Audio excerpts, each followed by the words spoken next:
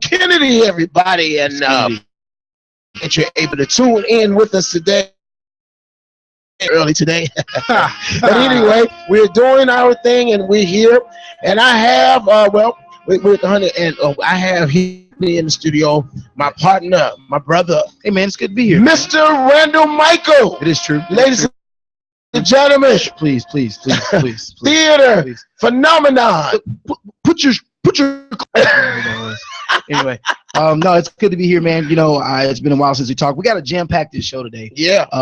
Last time we talked, we were coming off an awesome show that you probably already talked about it, right? All right, so we won't get into that. Yes, I was here last week. Where were you? I was actually reading to the kids at the orphanage. I do that weekly, so that took up a lot of my time. I mean, the kids can't read to them; they're blind, Michael.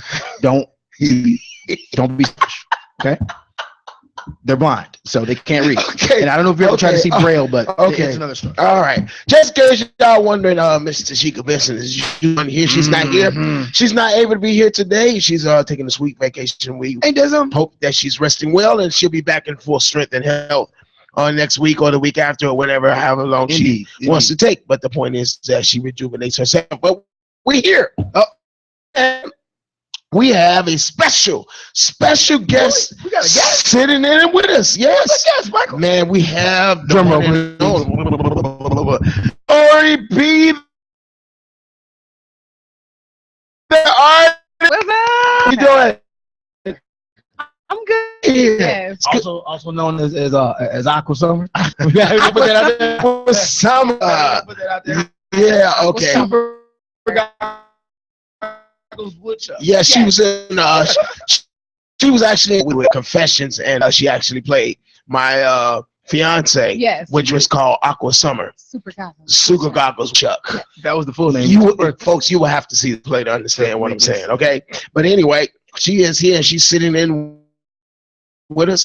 And tell us a little bit about yourself and what it is that you do. All right. Who Tori B is? Okay, so pretty much I am a artist, which is why I call myself Tori B the artist, but I do anything in the arts, performance arts, graphic art, fine arts. I love drawing, painting, stuff in between. Yes, I do websites. Interesting. Folks, if you need some help on a website, just check her out. Website. Apparently she's amazing. I just found it out, but everything she does. So like Facebook flyers and stuff like that? Yes, all kinds of everything. If you ask me and I say, yes, I can do it, I will deliver. She actually, believe it or not, Michael, she actually did some work on my website. So really? Yeah, she's the one that helped me with the packages and things on my website. Is that right? Well, is that right? Yeah. Sweet. I just got her to do that job for me right there.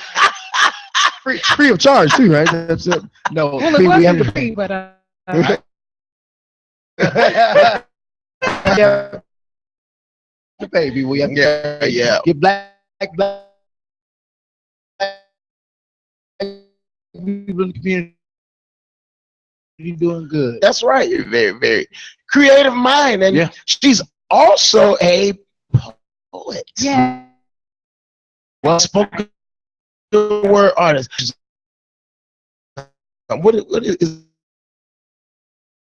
it's verbal word, and poetry is just it's lying on paper.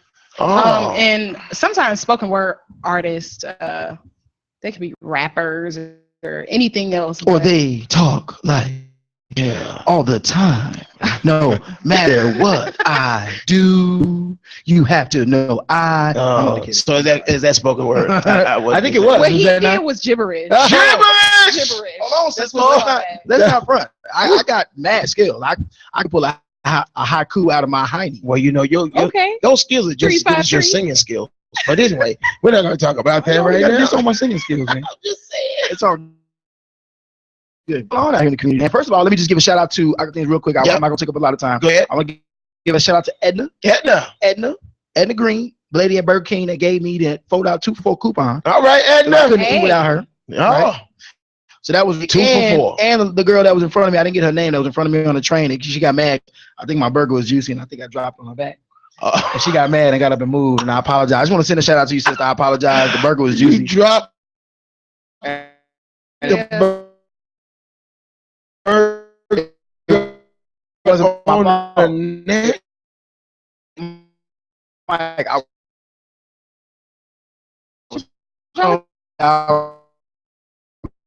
remain safe. Oh, what's really going on out here? Well, Anything? I was thinking following this whole Trump Hillary thing. It seems like the Trump campaign, and I think I'm gonna go for Trump. all right, that concludes our show. I'm kidding. I'm only last day. I'm firing myself. Whatever.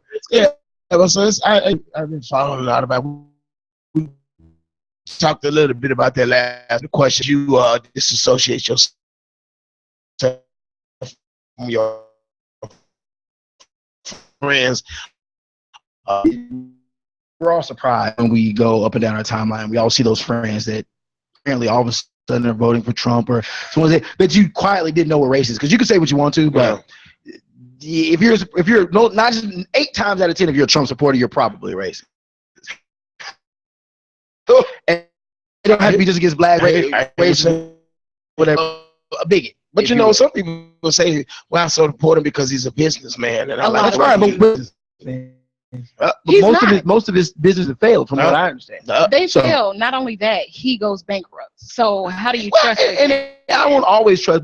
Going bankrupt is, as Jay-Z said, "You broke. How you gonna tell me?" But what I do know is that sometimes going bankrupt is like a strategy. They do that to save money and keep it different places. Yeah. So that part I won't get into much because I try not to talk about. I don't know. And I don't know too much of that. But what I do businesses that he has have failed. Yeah, they have gone under. In fact, he has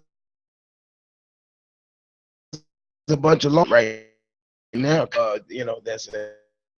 But as far as which is not even a real thing, it's like fraudulent. They won't even. It's so fraud. People were just motivational speakers and brought in, which we could have probably teachers. Done that. Yeah. Certifications, certifications, or anything. But to answer your questions, simply put, a friend of mine actually got into and he was talking last night.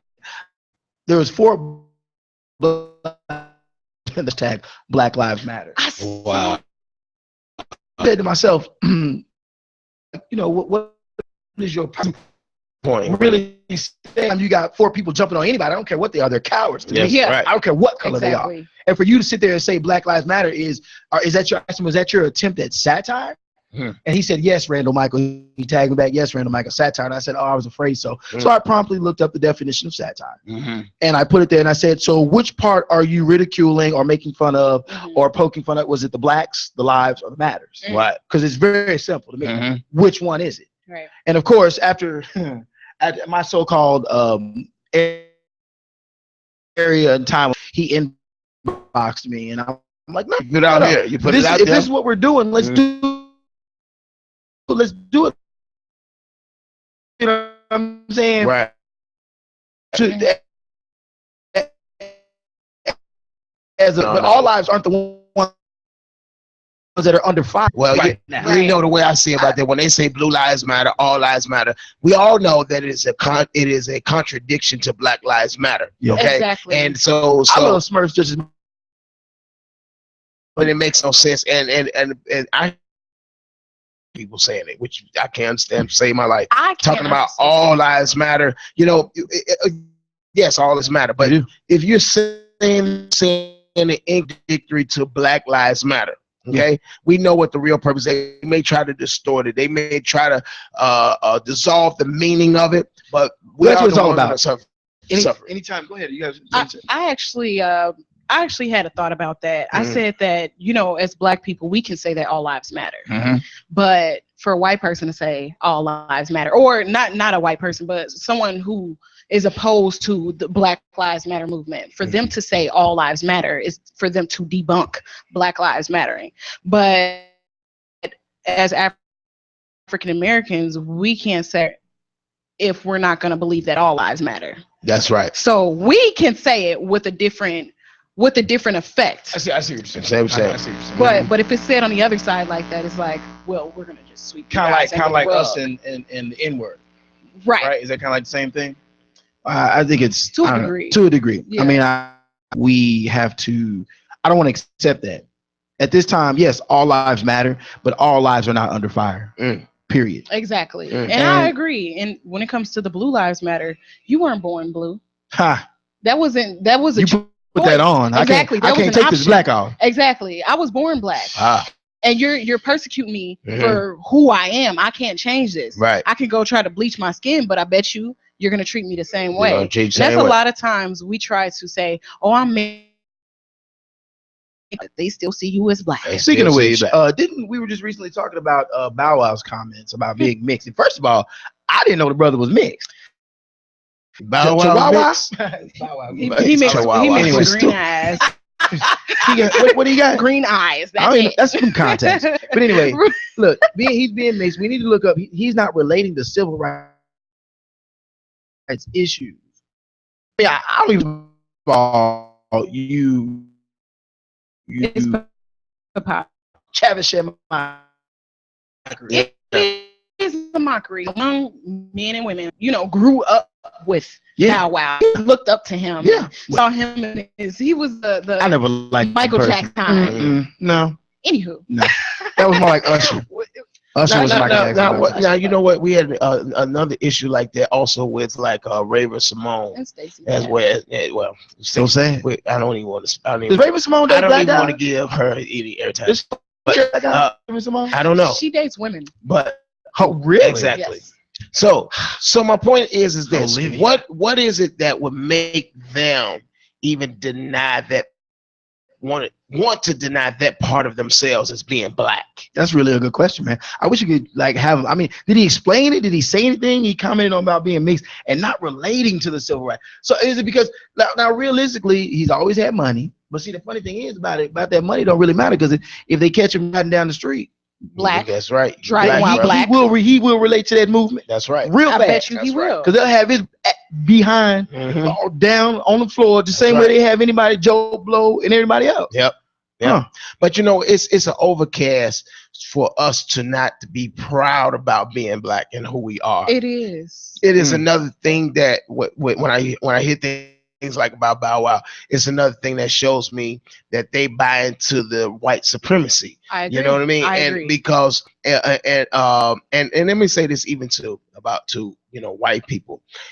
When white people can't really stand up, because to me it's not about black and white. It's about what's right and what's wrong. Right. And it's wrong for anybody to act like they're better than anybody, any race. I agree. Because at the end of the day, we all gonna bleed their blood. Yes, so and I think that's what. So any white people that I feel won't stand up for that kind of right, I have a problem with now. I mean, I feel like we are being pushed in this country to define who we really are. Truly.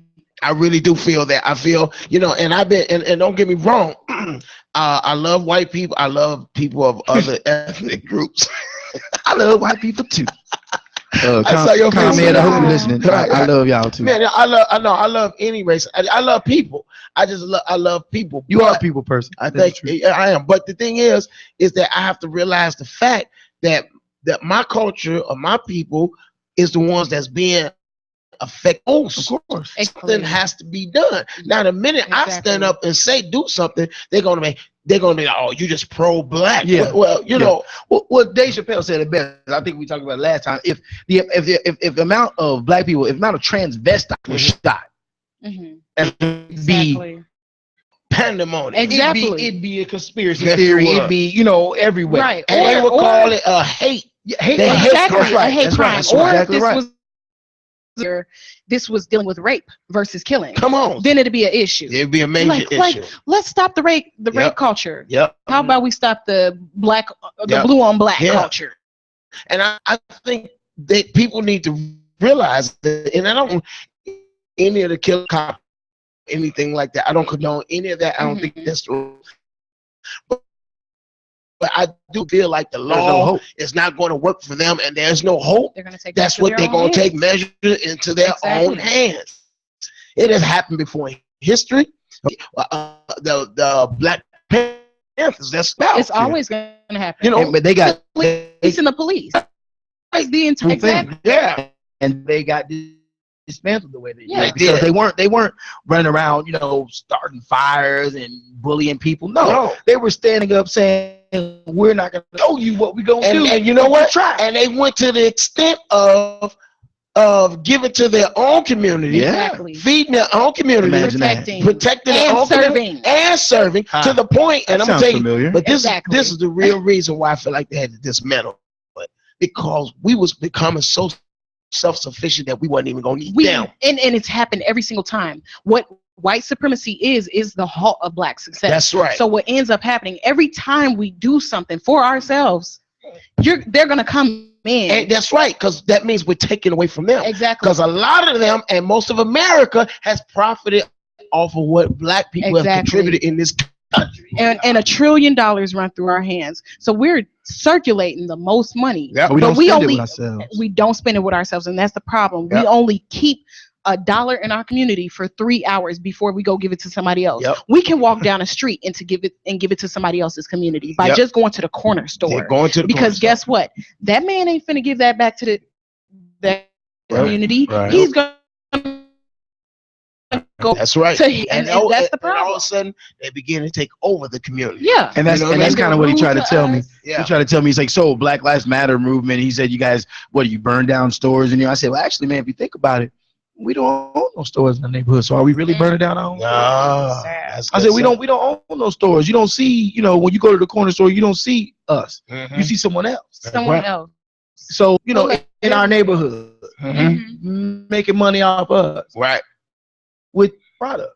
Wow. Not most out of, you know what I'm saying? Not out of 10. I understand. So that's kind of what it boils down to. But I think, like I always say, I've been this new. Everybody's all about hashtags. So I finally found one to me. Meet me in the streets. Okay. Meet me in the street. Meet me in the street. Because we can talk about it all day. Yeah. But you got to meet me in the streets, man. Like last week, I was at the orphanage, like that. But it's about the school time about to be starting back up. What is the Bud Billiken parade? Yeah. Back up. Yeah. I think we should maybe get out there and see what we could do. Like last time, we were giving out free hugs and free prayers and things like that. Right. Maybe we can see if we can get some people to donate some backpacks, donate some things like that, so back to get these kids on the right foot, because knowledge is everything. Yeah, we gotta arm these kids with we can't just arm them. We can't arm them with guns and pistols. We need to arm them with knowledge, folks. And I know that the number one thing in our growing, I think we are already kind of hit. People feel like things are hopeless. They stop trying. Yeah. They stop trying to do better. And what's even worse, they go against people that is trying to do better. Mm-hmm. And that is the community. That is what if you want that is the myth of black on black crime. Right. Okay. But it's the hopelessness. We have to find a way to bring hope to ourselves. I believe that we can bring hope to ourselves is by getting to know who we are. Mm-hmm. Knowledge itself is everything. Yeah. What do you mean by that? Well, knowing that we didn't start with slavery. Dre got the song "Started from the Bottom, Now We Here," and I'm looking at it. No, we started from the top. Now we here. Wow. We need to get back to where we were begin with, because we were kings and queens. We were very successful individuals who knew how to start our own businesses and knew how to be self-sufficient. But then when it gets to the point where we are constantly depending on the government, we're constantly depending on people outside of ourselves besides ourselves, then we don't believe that we are even capable. That's right. Of going forth and fulfilling the things that we need to fulfill for our own health. A lot of us never saw it, and then a lot of us don't do the research to find out about who we are, and then they're definitely not teaching it in the school. Oh, right. No, they teach his story. Right. His story. So we don't. So it's a trick so that we don't even know our potential. Exactly, and that's what they're going to continue to do. I've never.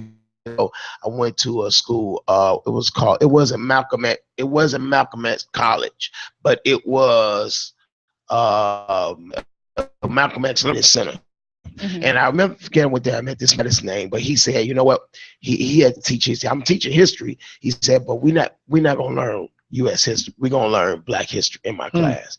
Man, I've never. Then some of the names that I never even heard before, and the things that we did and contributed to this country, the inventions. Well, I never forget when I first heard about. I was blown away. Yeah. First time I heard about George Washington Carver and Marcus Garvey. I'm like, Marcus Garvey isn't having on that long ago. No. What haven't I never heard about Marcus Garvey? Exactly. And I'm in my 20s. And how come we didn't study what Ida B. Wells was really talking about? Or the background Martin Luther King. We just learned I have a dream. I have a dream, and they made us recite it and colored a little color, but not made us know what it meant. Right. So and this is how they strip us as a generation and cause us not to advance forward. It's about killing our history. And it's like the word. It's an S word. Help me, Michael. It's systemic. Systematic. I don't know what you were about to say. Systematic. Yes. Systematic. Right. What did I say? Systemic. Yeah. I think that's a word too. It's both systematic. Same thing. Look it up, people. Trust me. I heard somebody else say it. Okay. But the point is, in other words, it's rolling downhill. Each other. So before you know it, we're getting buried. Our truth is being buried. Right. Under so many different daily work together, and we so busy going for. I was talking like somebody when they was talking about the lady that got killed on the train.